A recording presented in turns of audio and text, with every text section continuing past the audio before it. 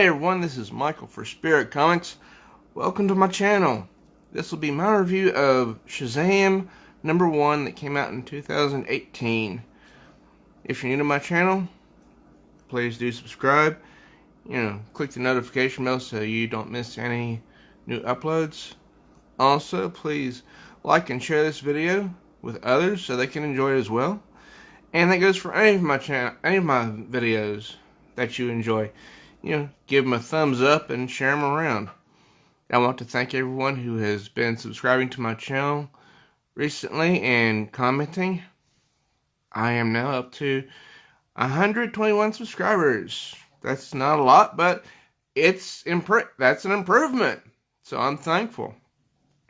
Alright, now I know the first thing everyone's gonna notice is this. It's my own fault for, misplacing this variant and getting it all goofed up, all messed up like that. I don't believe there's anything I can do about it. But the story is still intact. And the variant is covered, it's pretty nice art. Now this starts off with Billy Batson finding something, and you can see this blue lightning. It has some narration here talking about the Rock of Eternity, which I really don't know what that is, to be honest, but it has something to do with magic. Billy Batson finds the Rock of Eternity, and there's sitting an old wizard named Shazam. And he gives he gives Billy power to become a superhero. And there's no real dialogue between them, except all we see here is just, exposition of letting us know what's going on. And to summarize it, this part is important because I was a little bit confused when I sat down to read. It didn't really make sense to me the first time. It says, and thankfully Billy had opened his heart to a new family of foster brothers and sisters. It saved Billy's life and the world. For the family is the true power of Shazam and its true weakness. Okay, so that I sort of glossed over that the first time. But then everything changes to a setting. It says, today. It's set in Philadelphia. Billy's class is on a field trip to a museum. A museum of the American Revolution. And right now, nobody is really introduced, which I find that to be a little disheartening. Because this is written by Geoff Johns. He's a pretty big name in DC. He was the head honcho at DC before he was removed and Dan Didio was put in his place. I guess there was no time for them to introduce the main characters because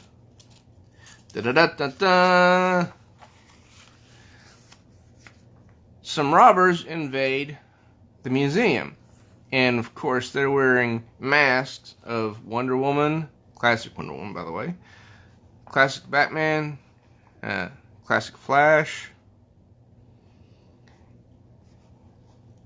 And so this kid who they really didn't address his name at all. All we know is Billy. Because I'm, just going back over the dialogue between the two. Oh yeah, I forgot. Down here. Freddie Freeman.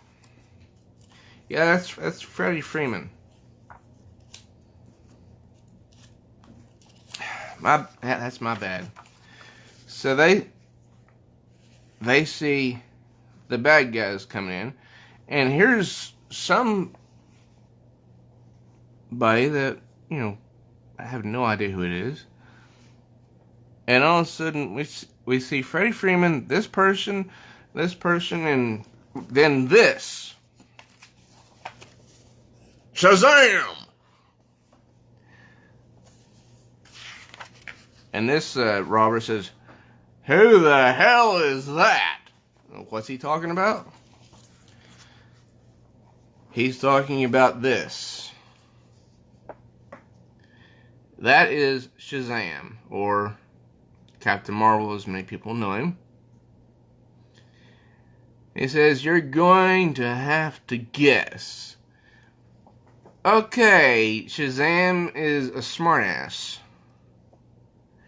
I've been having a bit of trouble saying my name lately. I realized that Shazam is Billy Batson, who is just a kid.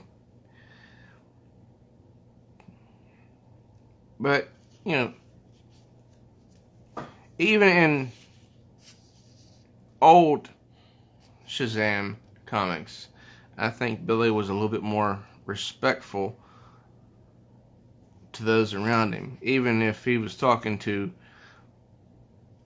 a criminal. Then we see the Blue Lightning again. He says, "Guys, I totally had this." And then the crook wearing the Wonder Woman mask says, "Am I seeing double?" And then down here we see, technically you'd call it quintuple, which means 5, right?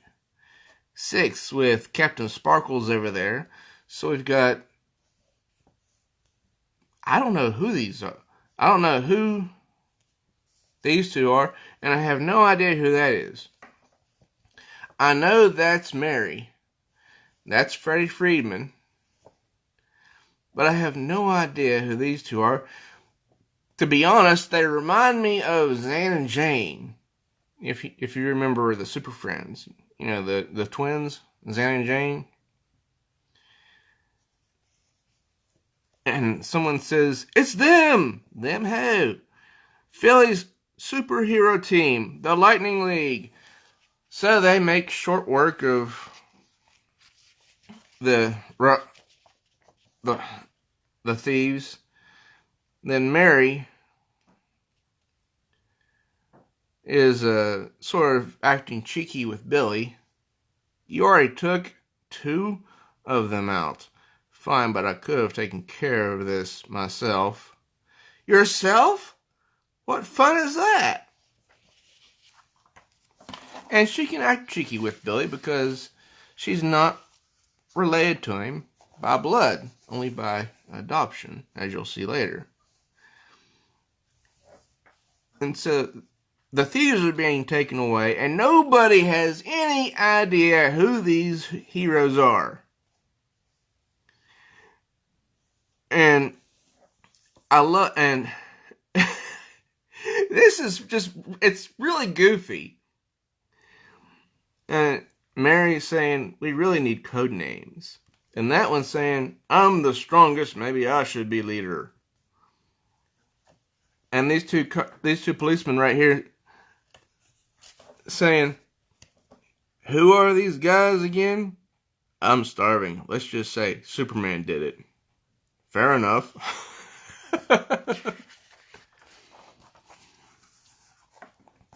So later, back at the Vasquez foster home, you see this woman saying, "Kids, dinner!" And then there's a bunch of kids that come down the stairs. And lo and behold, there is 6 of them. Let me see if I can hold this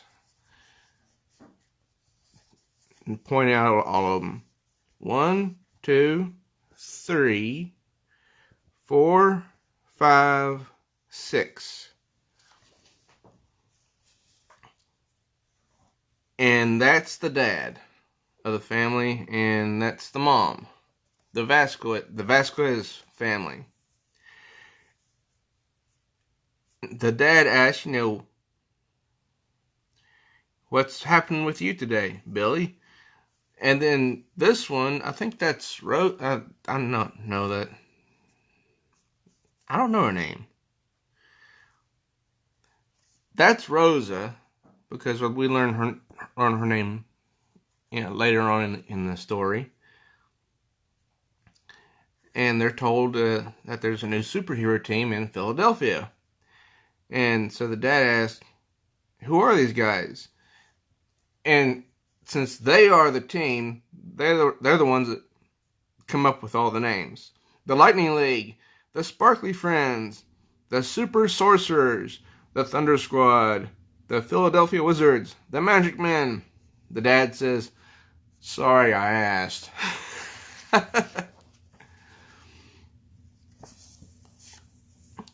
And then they all say at the same time, "Homework!" Of course, they're not going to do homework. They enter their room, and all of a sudden they are transported into this weird storage room. And somehow they were able to take home the mask that the thieves were wearing earlier. And it's just weird.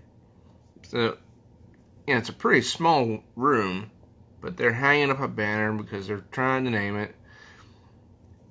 And then one of them says, "You need to come with me and see what I found right now."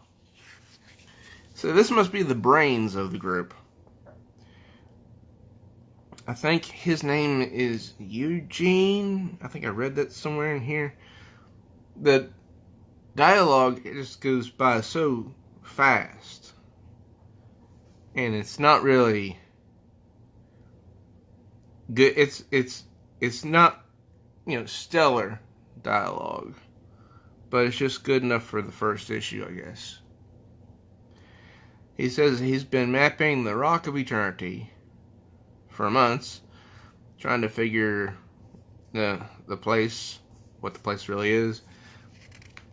And he comes across this, which kind of looks like, Grand Central Station, I think, in New York City, as it would have been, try maybe 70 years ago or so, maybe 80. It's called the Station, and of course it's called the Station. There's a truck. There's a train in it.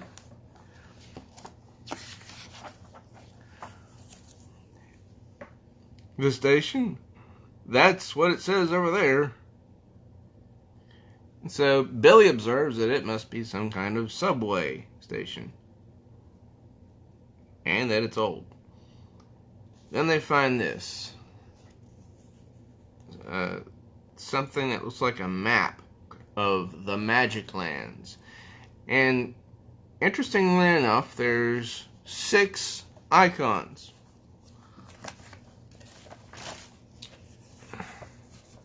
One, 2, 3, 4, 5, 6. And there's that in the middle. So this must have something to do with the 6 kids, because there's 6 of them and they turn into 6 superheroes. So they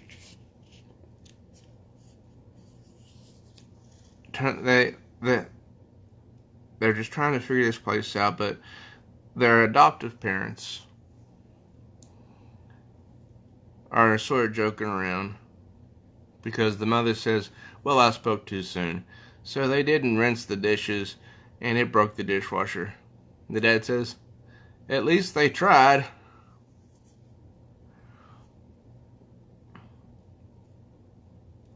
And so they decide at one point that I think that they can't tell their parents about this because their adoptive parents, because they don't want to put them in danger.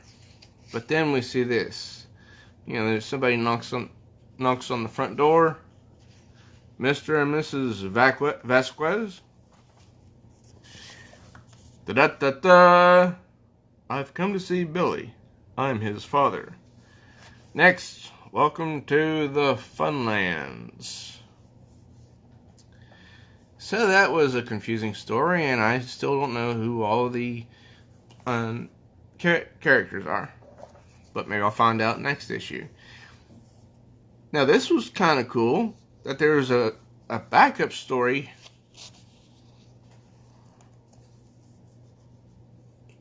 right after this one, just titled Mary. So this is about, the adopted daughter, Mary, whatever her name is, because Billy didn't have a sister. Mary, you open this door. You open this door right now, you little brat. So, as you can tell, it's Christmas time in this setting. And she's being yelled at by her birth parents. She's scared out of her gourd. So, she leaves, as you can see, down the fire escape. Mary! You have nowhere else to go. No one out there will love you like us. Wow. Look at her, the expression on her face. She's almost like an anime girl. And she's first scared. We're going to chain you to your bed, you horrible little monster. Then look at her face. Mad. So she runs. This girl has not much on her. As you can see, there's just a little bit of change right there in her hand. Then she hears the ding ding ding ding ding ding ding. A Santa out in the cold, standing there next to the Salvation Army bucket where it says help the homeless. And this is just so cute. She says, "Hi, Santa." "Well, hello there. Aren't you a little young to be out here all alone?" "I don't think so, no." She takes some of her own change and drops it in there when she doesn't have much to start with. And the Santa appreciates what she did because he says, "That was very kind of you. Your parents must be very good people to raise such a nice little girl. What do you want for Christmas?" She says, "I don't know. Nothing that comes wrapped in a box with a bow, I guess." "Merry Christmas, Santa."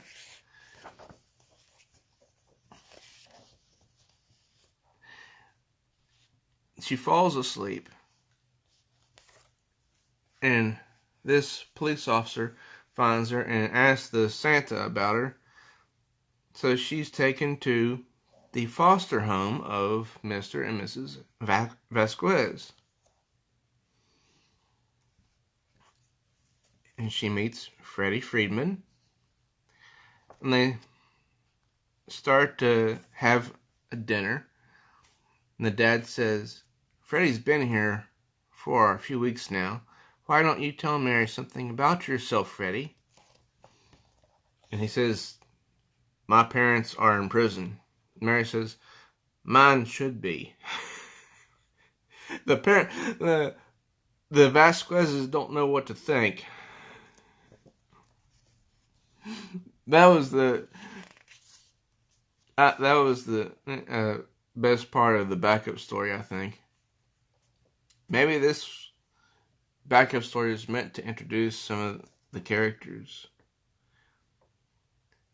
So the next day she's out and she sees this cute little bunny at a pet shop.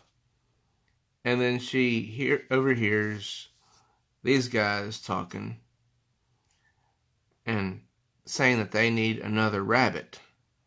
And one of them says, "What's he doing with him?" The other one says, "Who cares?"